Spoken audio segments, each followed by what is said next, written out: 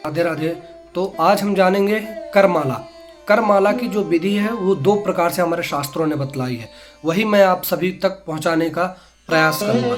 तो सबसे पहले की जो विधि है वो कुछ इस प्रकार से है, मैं आपको करके दिखाऊंगा और आपको देखना है ध्यान से। तो सबसे पहले की जो विधि है वो कुछ इस प्रकार से है। देखिए, हमारी ये उंगली, ये अनामिका यहाँ से चालू होगा, ठीक है। हम काउंटिंग करते हैं 1 2 3 4 5 6 7 8 9 10, ठीक है। ऐसे जब हम 10 बार काउंटिंग करेंगे तो 100 पूरे हो जाएंगे।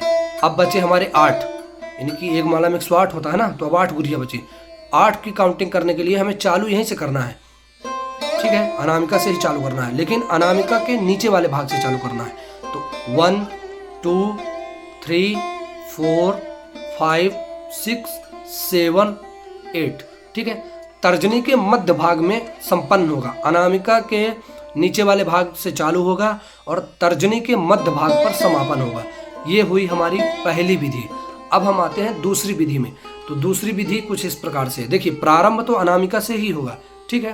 तो यहाँ से हम फिर काउंटिंग करते हैं। ये दूसरी विधि है 1 2 3 4 5 6 7 8 9 10। देखिए, इसमें विशेष ये था कि हम पहली विधि में अनामिका के ऊपर, मध्यमा के ऊपर से सीधे तर्जनी में आए हैं, लेकिन दूसरी विधि में हम मध्यमा को लेते हुए तर्जनी पे आए हैं, ठीक है।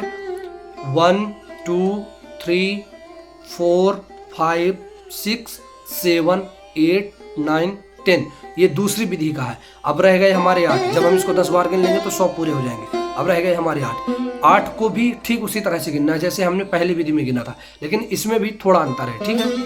वो क्या है आपको दिखा करके बताता हूँ। देखिए, 8 बार में जब हमको 8 काउंटिंग करना है तो ऐसे गिनना है, ठीक है।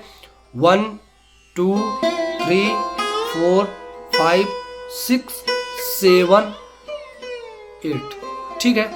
अर्थात हमारा जो समापन हुआ है दूसरी विधि का वो मध्यमा पे हुआ है, ठीक है। शुरुआत तो अनामिका से ही होना है, ठीक है, पर हमारा समापन जो हुआ है वो मध्यमा में हुआ है दूसरी विधि में, और पहली विधि में हमारा जो समापन हुआ है वो तर्जनी में हुआ है, ठीक है। ये करमाला में थोड़ा सा मतभेद है, थोड़ा अंतर है, लेकिन गलत तो दोनों नहीं है, दोनों सही हैं, ठीक है। आप कुछ भी करिए, वो आपकी इच्छा है, ठीक है।